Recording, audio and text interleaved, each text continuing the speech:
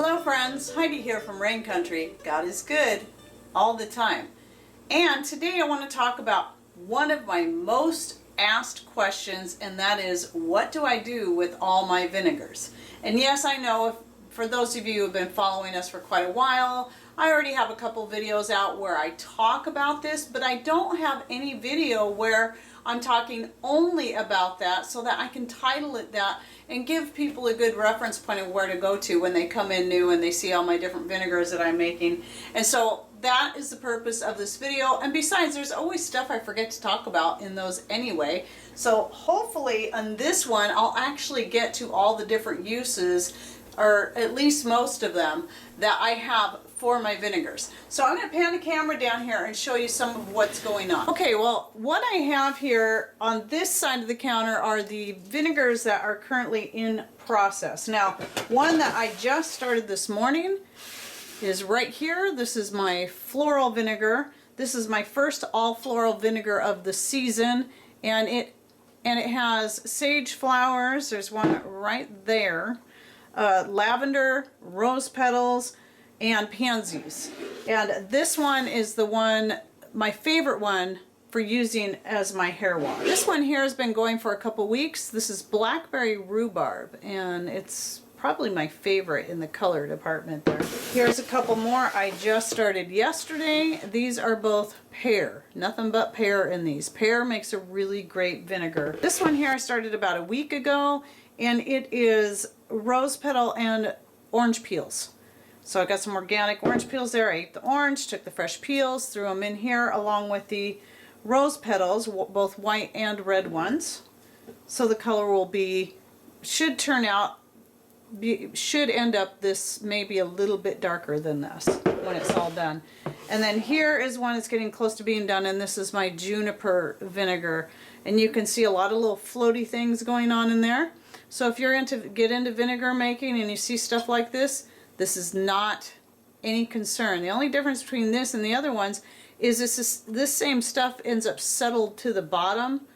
You can see here of your vinegars, but in here it's just all getting hung up in the pieces of juniper. And then this one back here I want to show you specifically because this is mango. This is made mostly from mango peels, mango pits, and this one is forming a nice SCOBY on the top. And I wanted to show this in particular so that if you see this, don't be afraid of that. This is totally normal. This is actually a really good thing. In fact, if you wanted to, you could reuse that SCOBY for making more vinegar, but I usually don't do that. And there is a way you can use this for also converting it to a kombucha SCOBY. I've never done it, but it can be done, and I might try it with this. As long as I don't have to buy kombucha to do it, I will try it. Now over here on this side are just some of the vinegars that I have completed. And again, with just like the ones that I have in the process, these are just some of them. I'm not showing you everything because I have just a whole lot of jars and bottles out here. This one here is mint, dandelion, and pansy. This one here is apple and orange. See the bottom there? It's got a SCOBY forming at the bottom. It probably will eventually float to the top. This one is raisin. I got two raisins out here. These are a couple of older ones I've had done for quite a while. This one I just filtered out yesterday, and it is the, oh darn, I already forgot what this one is. Rhubarb Mango. I believe that's what that one is. Turned out a beautiful color. And then this one back here, I don't really know what it is. I think it's a combination of a bunch, you know, dandelion, orange, and some other ones that I just combined together. It's just the one I'm currently working on for using for whatever. All right, so now let's talk about some of the, or as many of the uses that I have for these vinegars that I can remember and that I've written down. Most of them, a lot of people assume that just because I make all these different vinegars that they all have different uses. Well, not really, sort of. I do have vinegar set aside specifically for cleaning, and those ones would be anything made with cedar or juniper, like this one, because I'll make cedar ones too. And I have videos. In fact, let me link to my whole vinegar playlist right up here. I have vinegar showing how I do the juniper, the cedar, and all the different ones. So yeah, anyway, so for cleaning things like everything, anything, that could be cleaning the floors, using it for a rinse in the dishes when I'm washing by hand.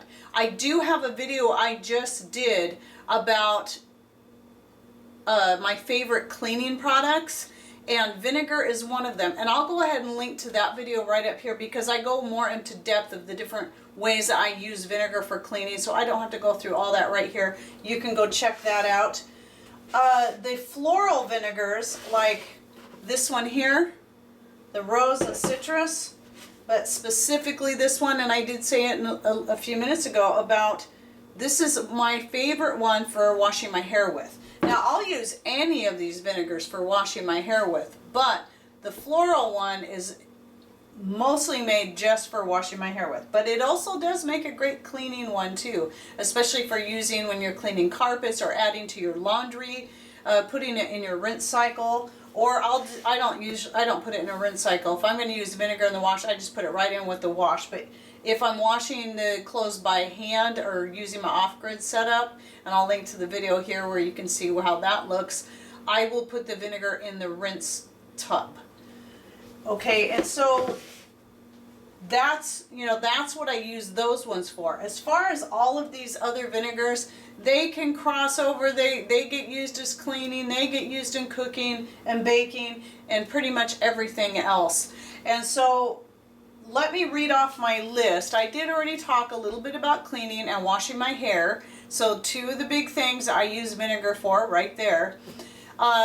Using it in the kitchen for cooking and baking is a lot more than you think. A lot of people think, well, man, what are you going to do with all this vinegar? How much salad do you actually eat? Well, actually, salad dressing, I don't use it for that near as much, but I do.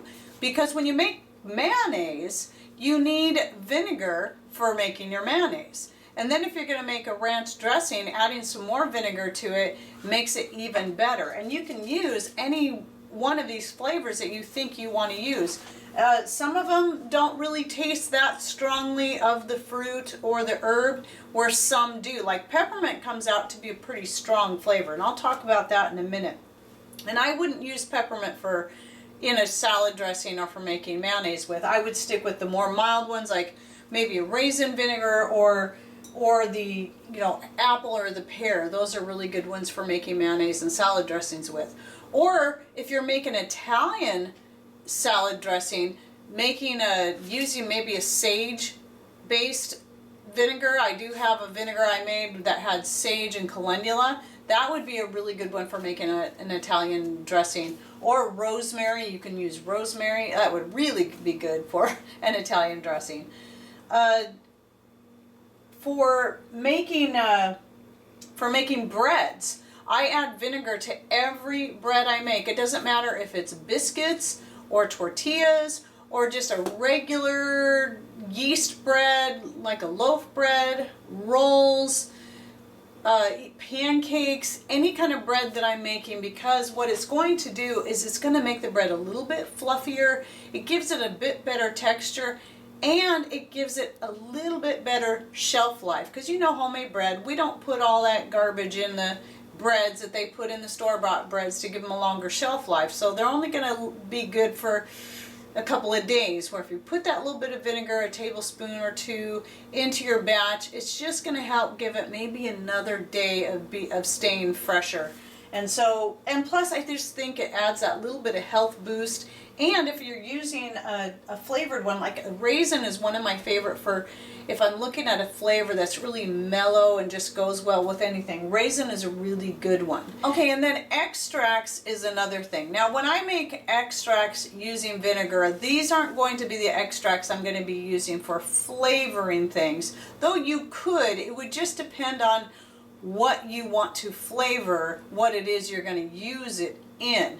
When I make extracts for flavoring, especially for adding things to things like my homemade chocolates, or even to a pot of my herbal tea or whatever it is, or my cream pies, I'm going to use my my regular extract recipe using the glycerin and or adding the rum in there to really pull out the flavor and the color and to give it a good shelf life as well as give it a real nice flavor all around. That's the way I make the extracts for flavoring all those other things, but a vinegar-based extract can be good for medicinal purposes. Now, it's not going to have the same strength as your tinctures, which require an 80 proof and above alcohol to make.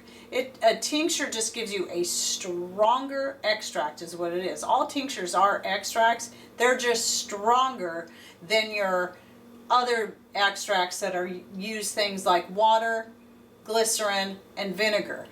And so I like to use the vinegar for making, I have made vinegar-based medicinal extracts for like a pain remedy.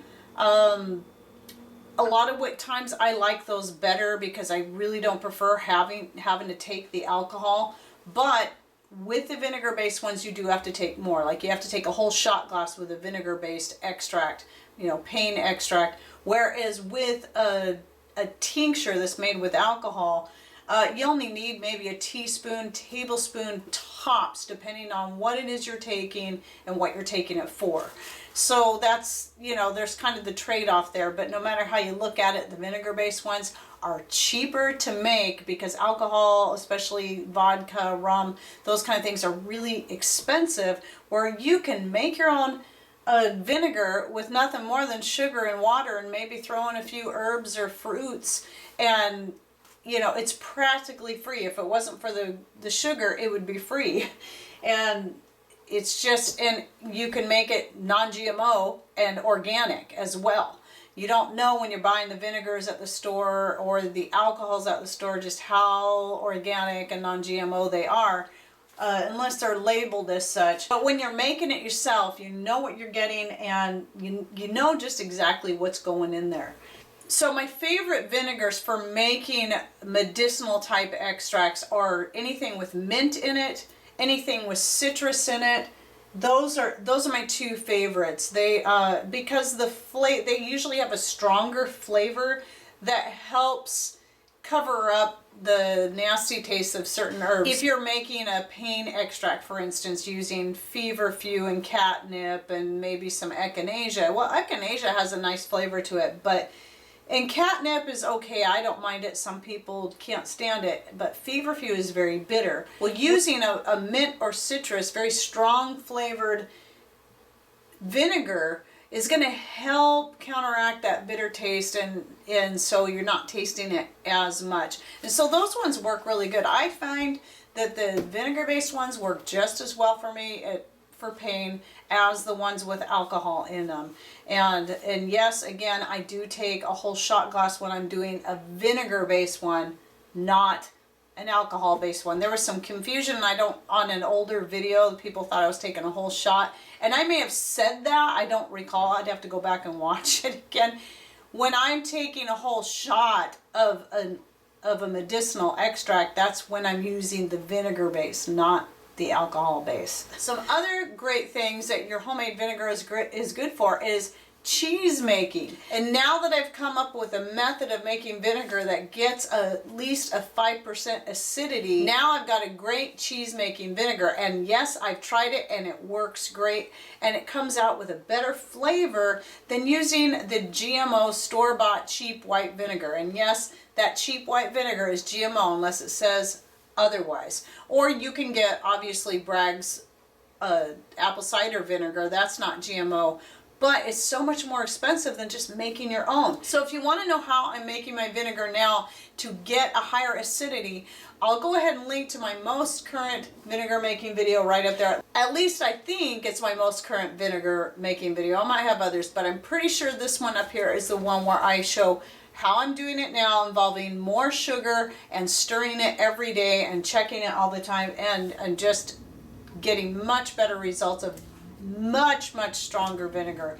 And so it works much better for making cheese with, which also would tell me at that, because I have the pH strips, that tells me that the vinegar is also strong enough that I can actually use it for making pickles or pickling anything that I want to use vinegar to do that with rather than doing the fermenting. So maybe I want to can some pickled beets this year, or make some cucumber pickles with the cucumbers from my garden. I should now be able to use my own homemade vinegar to do that. The first year I tried it, my vinegar was really weak and it wasn't acidic enough, and the pickles turned out mushy. But I'm going to try it again now with my own highly acidic, or 5% at least acidic vinegar, and it should work for me. Okay, another thing that I do with my vinegar is I put a little bit in the dog's water dish and also add to the chicken's water, because it's really, really good for them. I noticed that my chickens especially, they're so much more healthy and have less intestinal type problems when I make sure that they always have vinegar in their water. And so I keep a couple of bottles out there in the chicken coop, and whenever I give them some fresh water, I pour some more vinegar in there, and they don't seem to mind it. Now with the dog, I have to be careful not to put too much, or he won't even drink the water. But he'll drink it if I keep a small amount in there, and I believe it's just really good for him, just like it's good for us. All right, I want to come back to the extracts real quick, because I forgot to say that I am going to be doing a new video soon on how to make your own multivitamin, multi-mineral extract using your homemade vinegar and whatever vegetation that you're growing out in your garden, from herbs to kale to whatever, to make a good multivitamin extract that will be real healthy for you, something you can take every morning, so you're getting that good vinegar into your gut to help, because it's just really good for your gut, and you're getting the extra boost of the vitamins and minerals from your plants that you grow. Okay, and now I just want to talk a little bit about a few different cooking things that you can use it for, and this is just a few. Because I'm not going to think of all of it. Anything that you can think, that any recipe that you have that entails using vinegar, you can use your homemade vinegar in. So some of the things I use it in is my homemade barbecue sauce, or a sweet and sour sauce, or using it in adding it to a stir fry. The raisin is particularly good for a stir fry. It's also really good for adding to a marinade. So if you're marinating your steak or your chicken before you barbecue it, or even if you're making a marinade for making beef jerky, your vinegar is going to work really good for that. So again, any other things that you use vinegar for, you can use any of these for. Okay, well that's pretty much it. There are so many uses for it that, I really can't go into every little dish and every little thing that I make it in, or this video would be way too long and there's no way I'd remember it all. But just keep in mind, when you go to use your different fruit and herb based vinegars for things, just think about, will it taste good in this particular dish? That's really where you got to be careful. Do you want to use a juniper based vinegar in making, in marinating your meat? Maybe it would be really good. Do you want to use peppermint for that? I don't know, maybe. Just think about all these kind of things. Or for cheese making, I certainly wouldn't use the peppermint for cheese making. I would stick more to the fruit flavored ones for that. But or the floral one, the one with the lavender in it, I personally wouldn't use it for cooking and baking, because I don't like the taste of lavender flowers. I like the taste of lavender leaves, but not lavender flowers. So just think about the flavors that you like. Most of the stuff, every vinegar I make is edible, even the juniper. Juniper is not going to hurt you, but there are certain things you've got to consider medication wise. If you're on medications, are you pregnant, giving it to children, these are things you should look into for yourself and find out if that's even safe. But again, for me, the juniper vinegar or the cedar vinegar, those are mostly used for cleaning. Especially, I like those for cleaning the carpet. So anyway, I hope this helps. And now that maybe I have one video that's dedicated just to the uses of vinegar, and hopefully from there you can take these ideas I've tossed out to you, get into vinegar making, and then find some of your own ways that you might like to use your vinegar. Oh, and if you want to know how I use it as a hair wash, I do have a natural hair care video. I'll go ahead and link to that right up here so you can see how I use it. Okay, well, I hope you enjoyed this video and that you learned something new. Thanks for watching. Take care and God bless.